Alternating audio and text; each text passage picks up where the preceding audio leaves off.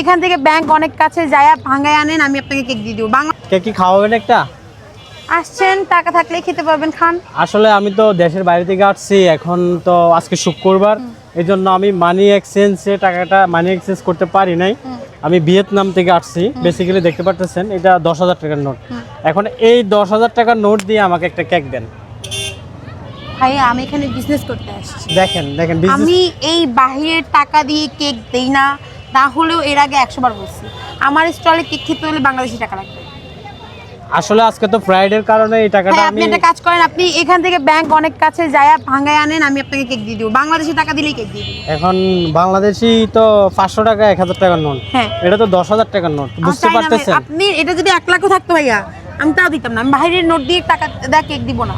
কি বলে ভাই, 10,000 টাকার নোট দিয়ে কেক দেনা? আমি দিব না, আমার স্টলে হবে না। আপনি কোনোদিন দেখেছিলেন এই 10,000 টাকার আমি নোট? তো দেখতেও চাইনি, আপনি আমাকে দেখাচ্ছেন কেন? খুদ দেয়। এই লোক ভালো না। ঠিক আছে, আমরা অন্য কোনো দিকে কেক খেতে যাই এই 10 টাকার নোট দিয়ে, 10,000 টাকার নোট।